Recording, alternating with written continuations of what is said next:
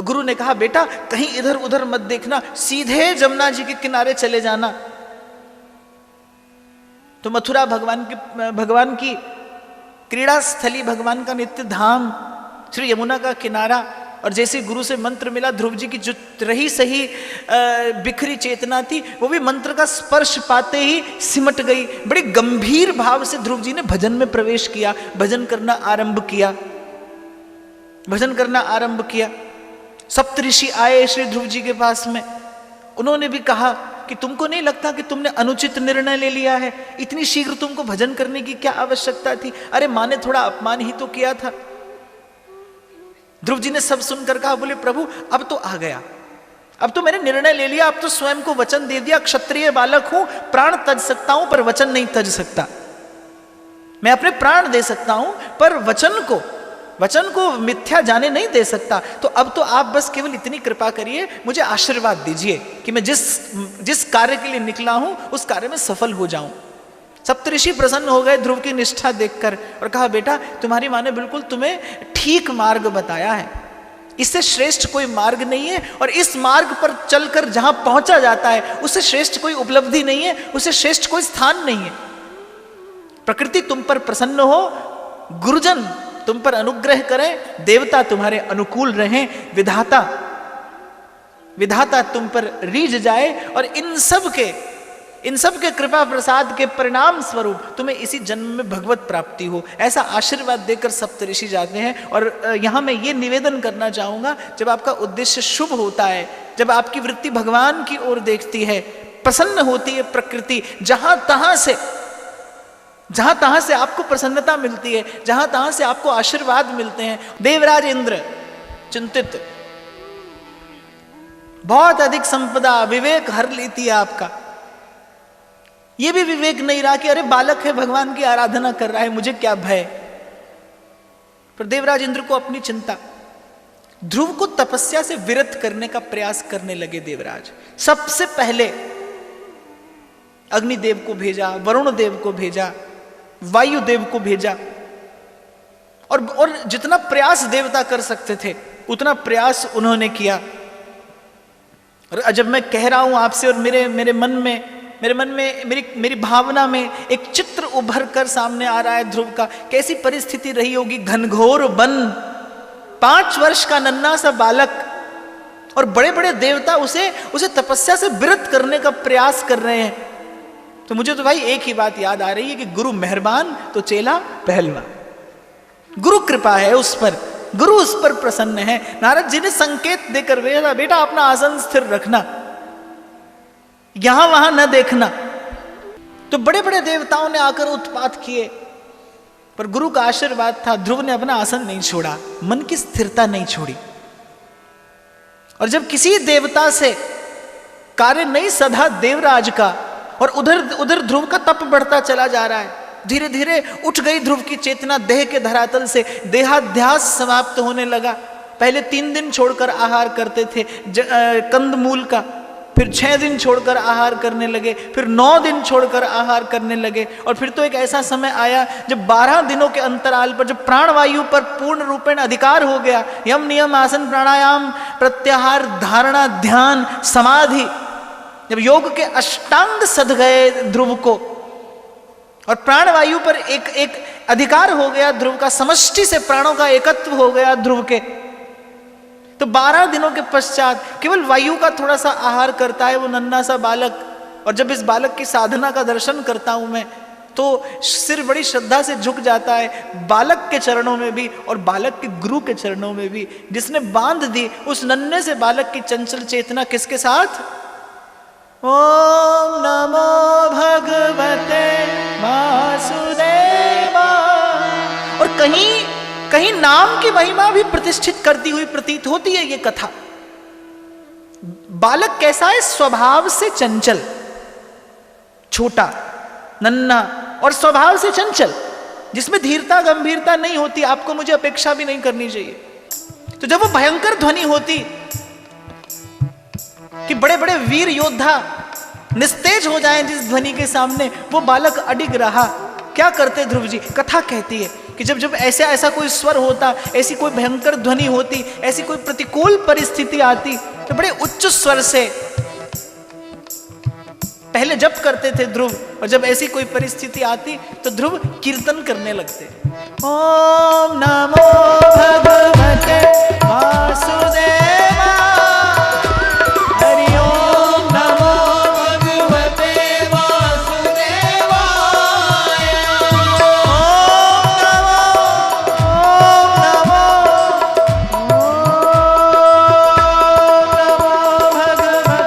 वासुदेवा,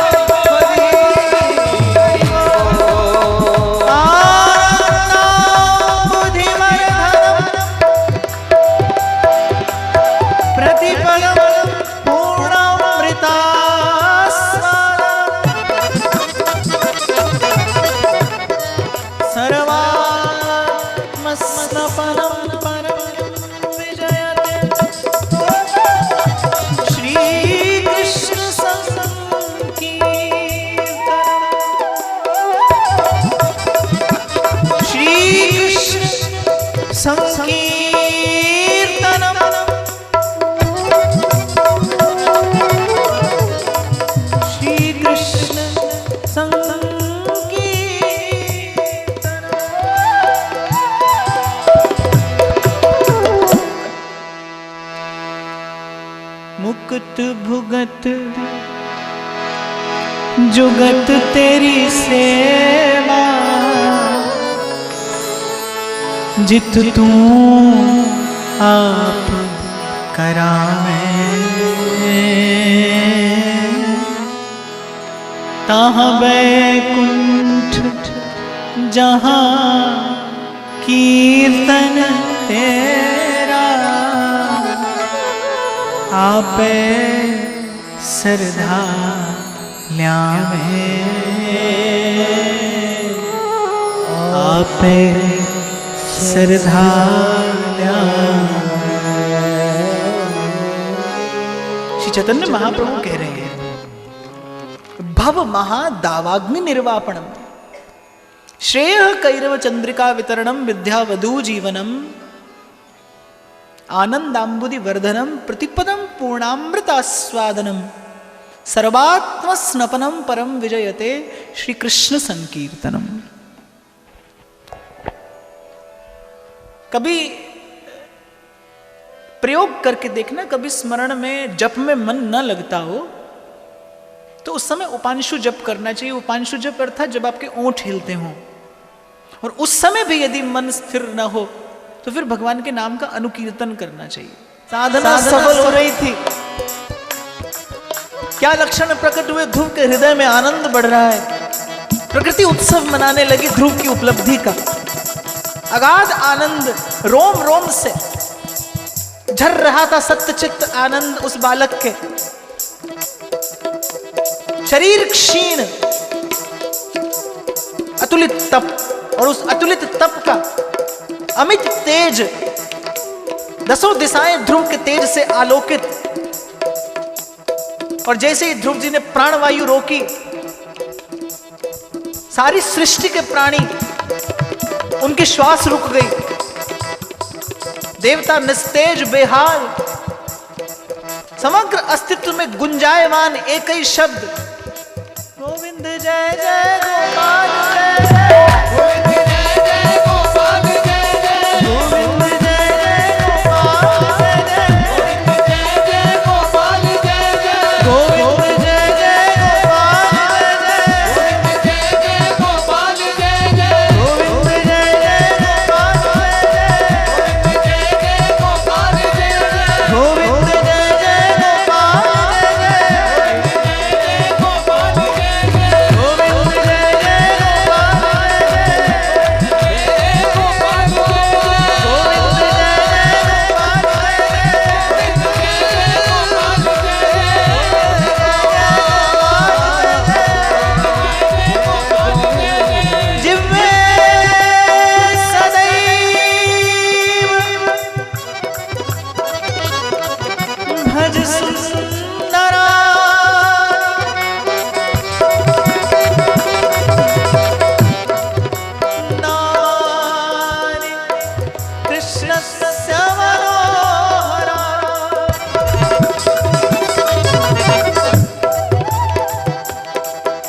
समस्त भक्तार्ति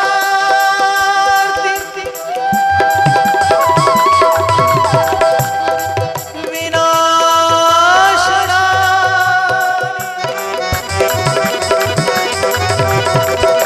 गोविंद दामोदर माधवे, गोविंद जय जय गोपाल जय जय, गोविंद जय जय गोपाल जय जय, गोविंद जय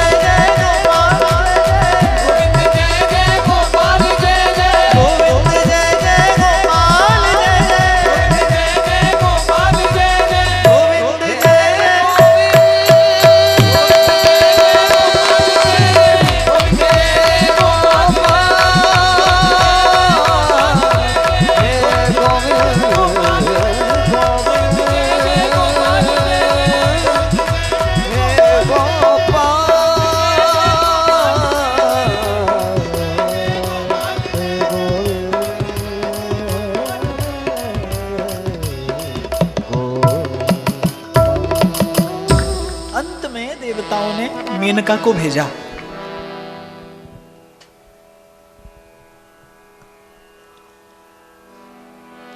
पांच वर्ष का नन्हा बालक उसे मेनका के रूप से क्या लेना देना। हां, मां का करुण शब्द उसे अवश्य विरत कर सकता था उसके तप से। ध्रुव जी के नेत्र मुंदे हैं,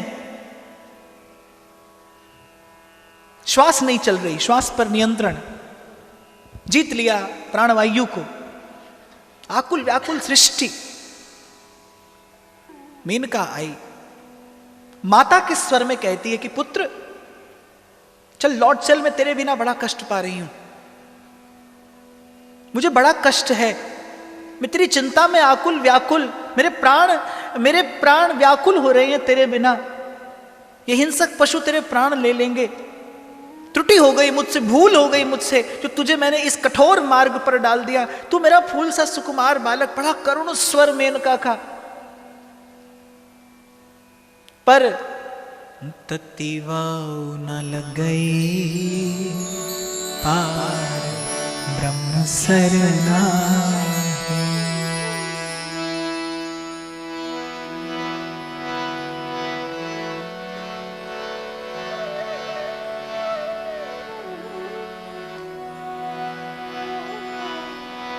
तत्तिवाऊ न लग गई पार ब्रह्म सरना। चौगिर्द हमारे राम का दुख लगे ना पार। सतगुरु पूरा भेटिया जिन बनत बना।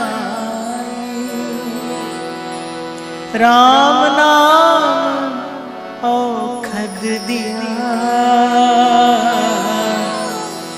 एक लिवलाई। तत्तिवा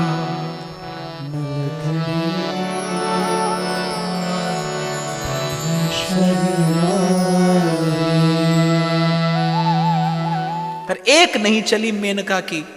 अरे कहां एक 5 वर्ष का ब्रह्मचारी बालक मन में भगवत प्राप्ति का उद्देश्य लिए हुए 6 महीने की कठोर साधना साध लिया, जिसने गुरु के मंत्र का आधार लेकर स्वयं को मन बुद्धि चित्त के सारे विक्षेप दूर हो गए, सूक्ष्म अहम पर पड़ा आवरण भंग हो गया त्रिभुवन गुरु की कृपा से।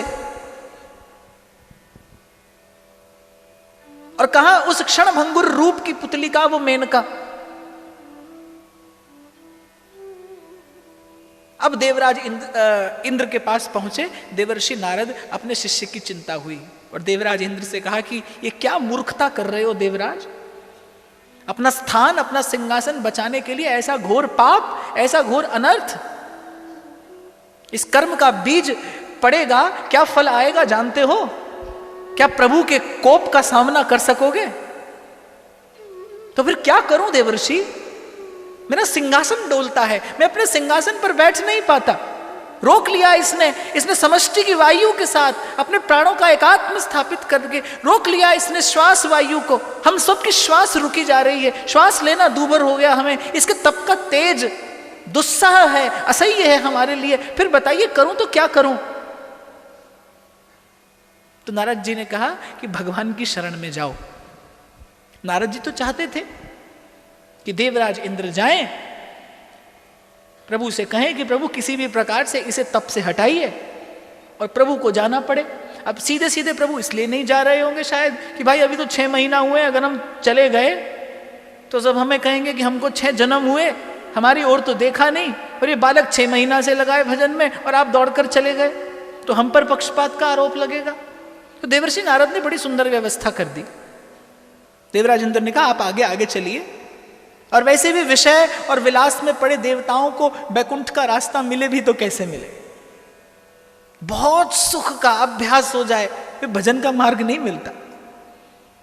तो जो स्वर्ग के सुख में अपने आत्म स्वरूप को भूले बैठा है, उसे बैकुंठ का रास्ता कौन दिखाए?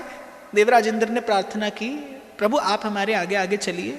आगे आगे चल रहे हैं देवर्षि नारद, और पीछे पीछे देवराज इंद्र और अन्य देव। श्रीमन नारायण नारायण श्रीमन्नारायण नारायण नारायण भजमन नारायण नारायण भजमन नारायण।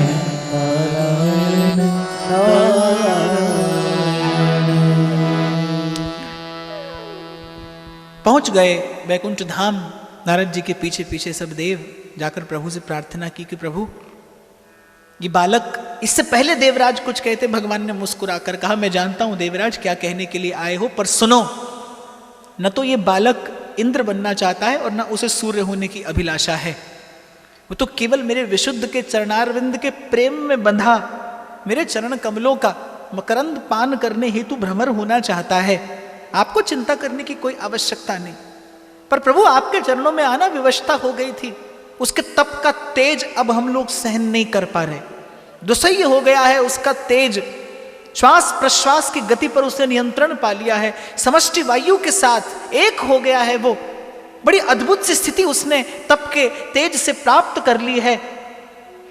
अब किसी प्रकार जाकर उसे तपस्या से विरत करिए और हम लोगों को सुख की सांस आए। तो प्रभु ने कहा तथास्तु। देवताओं को लगा कि हमारा कार्य सध गया, नारद जी को लगा कि मेरा शिष्य अब सफल होगा, और प्रभु को लगा कि 6 महीने से प्रतीक्षा कर रहा था, अब घड़ी आई जब जाकर अपने भक्त का दर्शन करूंगा। भक्त को दर्शन दूंगा नहीं, जब जाकर अपने भक्त का दर्शन करूंगा। ध्रुव तप में विरत, मनोनिग्रह की सीमा का अतिक्रमण करके पहुंचे थे ध्रुव। नारद जी ने मंत्र दिया था, ओम नमो भगवते वासुदेवाय, हरि ओम नमो भगवते वासुदेवाय।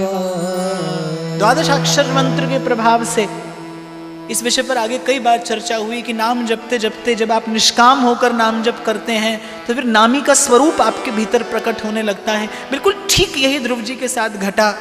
इस मंत्र का जो देवता है चतुर्भुज नारायण, शांताकारं भुजगशयनं पद्मनाभं सुरेशं लक्ष्मीकान्तं कमलनयनं मेघवर्णं शुभांगं। चतुर्भुज स्वरूप ध्रुव के भीतर मन मंदिर में और अंतर में प्रकट, और ध्रुव प्रभु की रूप माधुरी का पान कर रहे हैं। हरि चरण कमल मकरंद लोभित मनो अनदिनो मोहे आहे प्यास। आपको नहीं लगता कि पानी पीने का सुख तभी है जब आप बहुत प्यासे हो? जल का जो सुख है वो जल में नहीं है, जल से अधिक प्यास में है। प्यासा ध्रुव, और उस त्रिषित चकोर की भांति श्री ठाकुर जी के चरण कमल का, कभी मुख कमल का, जो उर अंतर में मंत्र मूर्ति प्रकट हुई। ध्रुव जी के साथ यही हुआ। और अंतर में श्री हरि का चतुर्भुज वो दिव्य स्वरूप आलोकित होने लगा, प्रकाशित होने लगा। प्रभु आए, ध्रुव जी के सन्मुख हैं, भीतर भी भगवान बाहर भी भगवान, और यही उपासना की सिद्धि है। जब भीतर भी भगवान हो और बाहर भी भगवान हो। प्रभु ने पुकारा, ध्रुव जी ने नहीं सुना, और अंतर में जो स्वरूप प्रकट था उसी की रूप माधुरी का पान करने में मगन मन ध्रुव, सुना नहीं। तब भगवान ने क्या किया, जो उर अंतर में प्रभु की झांकी प्रकट थी वो भगवान ने हटाई। और जब भगवान की वो छवि, जब प्रभु की रूप माधुरी का वो रस मिलना बंद हुआ श्री ध्रुव जी के अंतःकरण को, तब ध्रुव छटपटाए। जैसे एकाएक मीन को कोई जल से बिलग कर दे, कोई मछली को जल से दूर कर दे तो कैसे मछली छटपटाने लगती है। जब वो उर अंतर से भगवान की झांकी हटी तो छटपटाए ध्रुव, और जैसे ही नेत्र खोले, ओम नमो भगवते वासुदेवा, वो जो भावना में कभी रूप प्रकट हुआ था, बड़े बड़े रत्नारे भगवान के नयन, जो कृपा का रस उड़ेल रहे हैं, मानो अभिषेक कर रहे हैं अपने अपने इस लाडले भक्त का। तीर के जैसी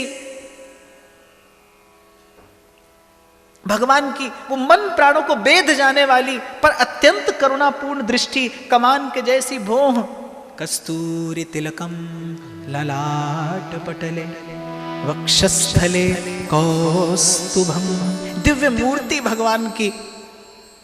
और भगवान का दर्शन करते ही एक बार तो अके जके थके रह गए ध्रुव, रोम रोम तृप्त होगा। ये प्राप्य न किंचित वांछति न शोचति न द्वेष्टि न रमति नोत्साही भवति। जड़ हो गए ध्रुव। वो जो रस जन्य जड़ता थी, रोम रोम रस से परिपूर्ण, कोई विचार नहीं, कोई संकल्प नहीं, मन प्राण भीतर तक एक गहन मौन, और उस गहन मौन में सामने, दृष्टि के सामने लहलहाता वो रूप का समुद्र।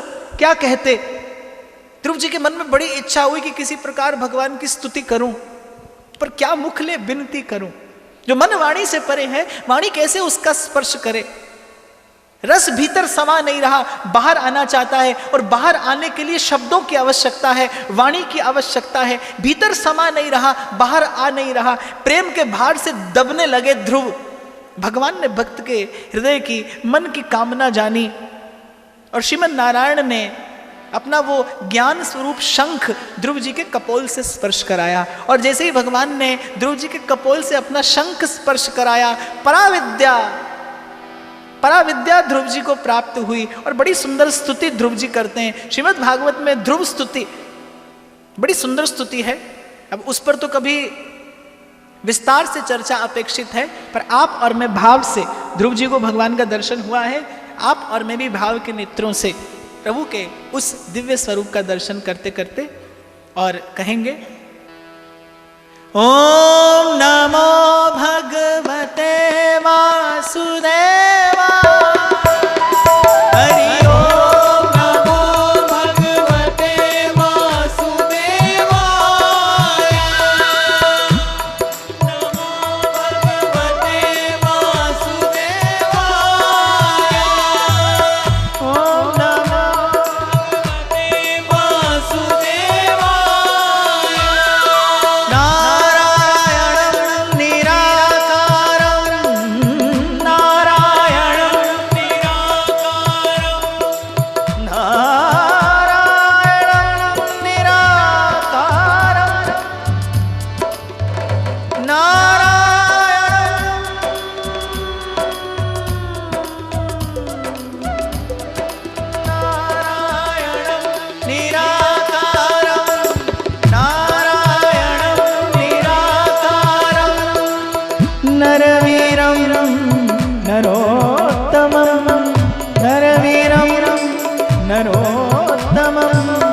नरसिंहं नागनाथं च, नरसिंहं नागनाथं च, त्वं वन्दे नरकान्तकम्। ओम नमो भगवते वासुदेवाय, ओम नमो भगवते वासुदेवाय।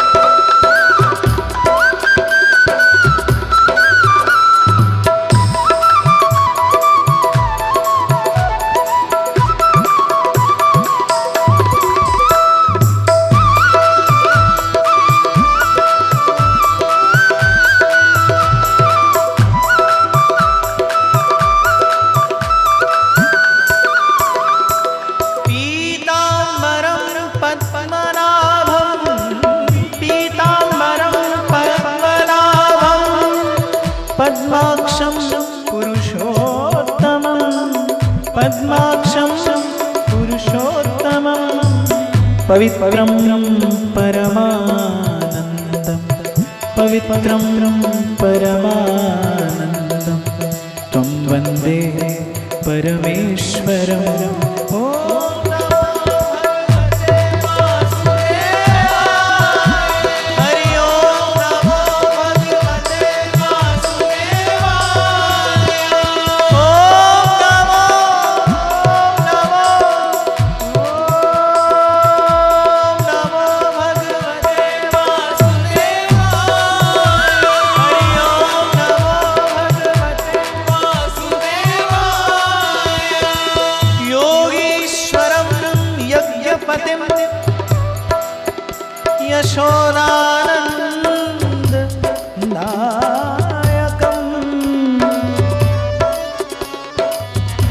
यमुना जल कल्लोल,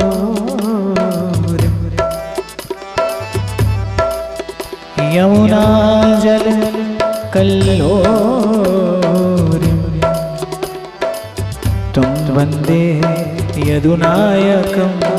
ओम नमो भगवते वासुदेवाय, हरि ओम नमो भगवते वासुदेवाय, ओम नमो भगवते वासुदेवाय, हरि ओम नमो भगवते वासुदेवाय।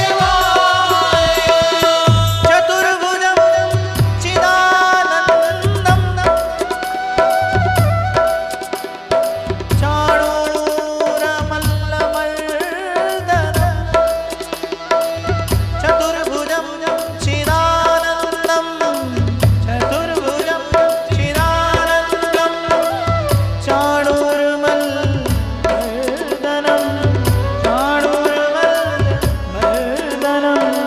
चराचर गतं देवं, चराचर गतं देवं, तं वन्दे चक्रपाणिनम्।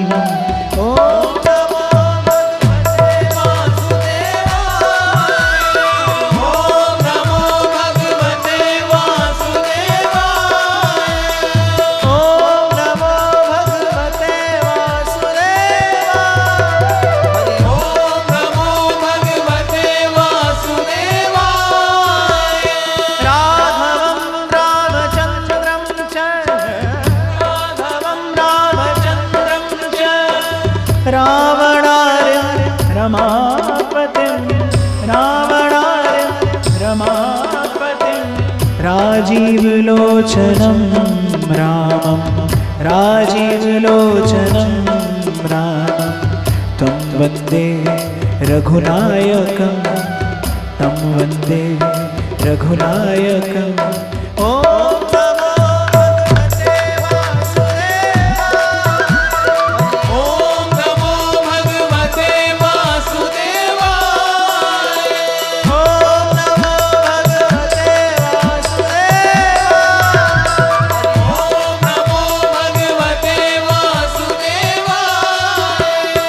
अनन्तं आदिपुरुषं, अनन्तं आदिपुरुषं, अच्युतं वरप्रदम्, अच्युतं वरप्रदम्, आनन्दं च सदानन्दम्, आनन्दं च सदानन्दं, तं वन्दे अघनाशनं, तं वन्दे अघनाशनम्। ओम नमो भगवते वासुदेवाय, ओम नमो भगवते वासुदेवाय, हरि ओम नमो भगवते वासुदेवाय, ओम नमो भगवते वासुदेवाय, ओम नमो भगवते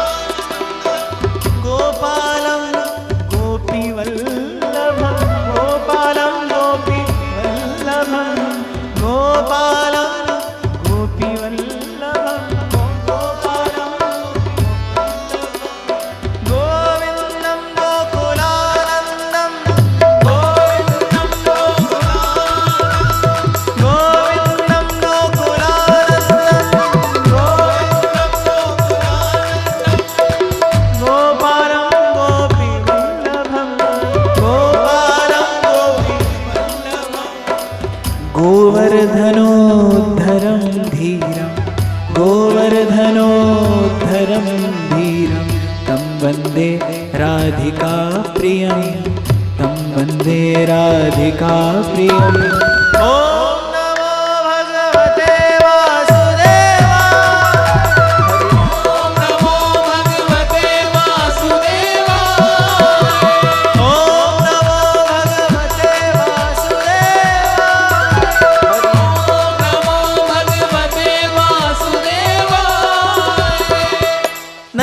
भक्त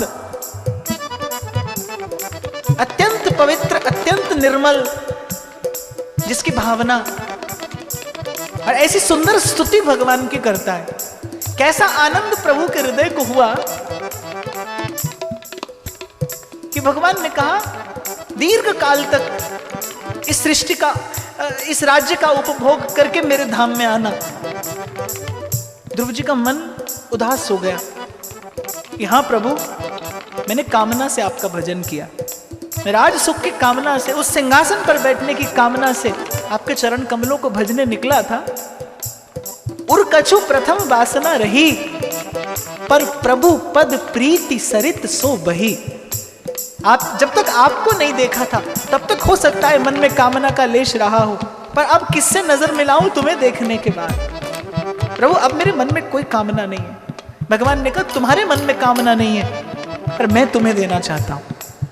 ये मेरे प्रभु का स्वभाव है कि सब लज्जा भगवान को, क्यों बिगड़े व्यवहार। आपकी जिस कामना को आप भी नहीं जानते, प्रभु उसे भी पूरा करते हैं। जो कामना हुई, प्रभु केवल उसे नहीं पूर्ण करते, जो कामना कल होगी, प्रभु उसकी व्यवस्था भी आपको करके देते हैं। ऐसा प्रभु का स्वभाव है। कहा ध्रुव, मैं तुम्हें देना चाहता हूं, यदि तुम राज्य सुख का उपयोग करोगे तो मुझे सुख होगा। मेरे मन के सुख के लिए, मेरे मन के आनंद के लिए इस वर को स्वीकार करो। 36,000 वर्ष तक ध्रुव जी ने राज्य किया। जब नगर में पहुंचे, सुनीति के आनंद का तो क्या कहना, भगवत विश्वास मूर्तिवंत हो गया। पिता को भी बोध हो गया कि ऐसा भक्त पुत्र मैंने पाया। और ध्रुव जी ने सबसे पहला प्रणाम किसे किया? सुरुचि को जाकर, जिसके उस वाक्य से मर्माहत होकर भजन का मार्ग मिला था। पहला प्रणाम उसको जाकर किया। और कथा तो ये भी कहती है कि जब ध्रुव जी जा रहे थे भगवान के धाम को, जब भगवत पार्षद ध्रुव जी को वैकुंठ लेकर जा रहे थे, तो ध्रुव जी बार बार पीछे मुड़कर देखते थे। भगवत पार्षदों ने कहा कि भगवान के धाम को जा रहे हैं आप, इस प्रकार पीछे संसार की ओर मुड़कर देखना अच्छा नहीं है। ध्रुव जी ने कहा संसार की ओर नहीं देखता, पर मेरी माता जिसके कारण मुझे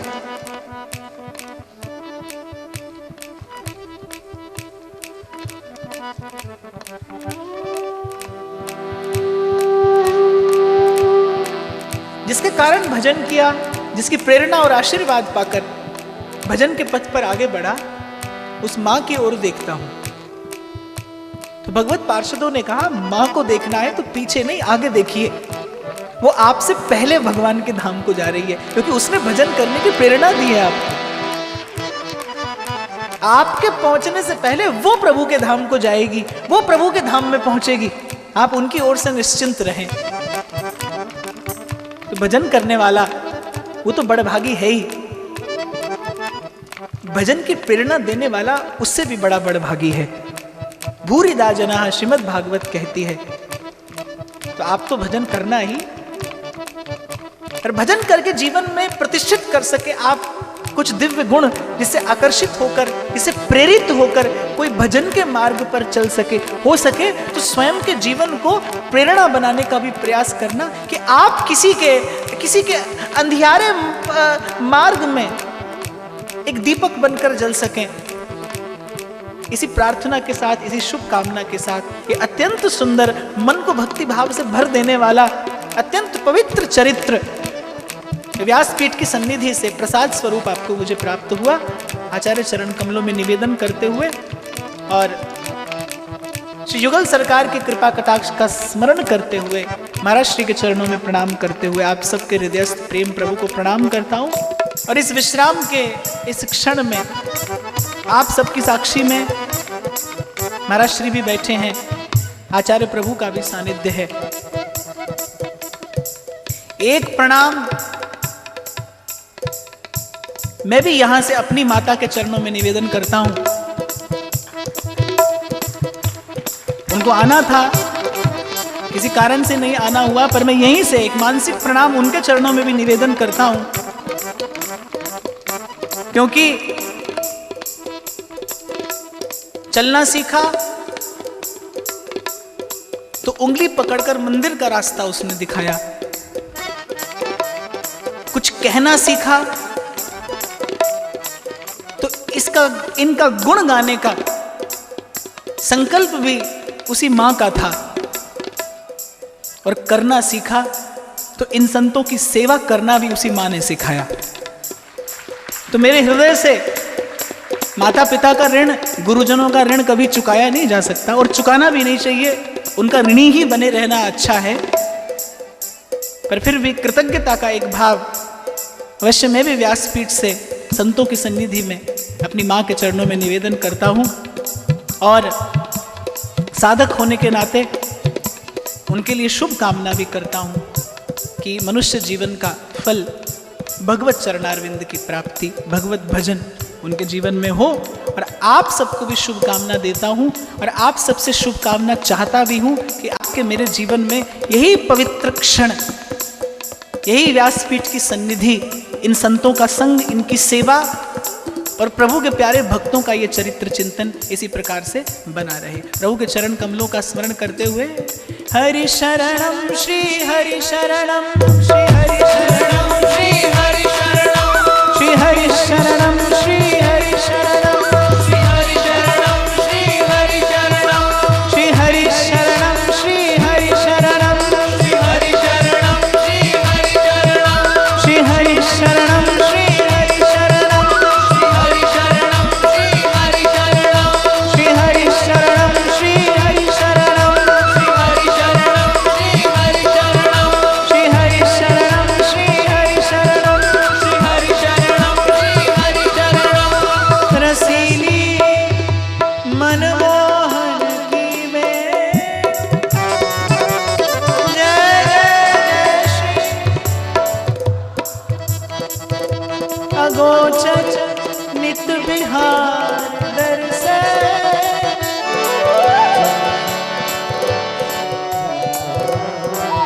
कौन हरिवंशी समरस दे जय जय श्री वृंदावन अगोचर नित बिहार दर्शन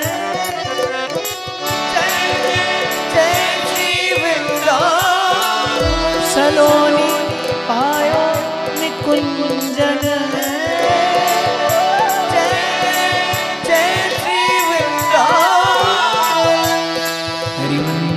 चंद्र अमृत वर्ष सकल जंतु तापन हरणम जय जय हरिवंश जगत मंगल पर श्री हरिवंश चरण शरणम जय जय हरिवंश चरण शरणम।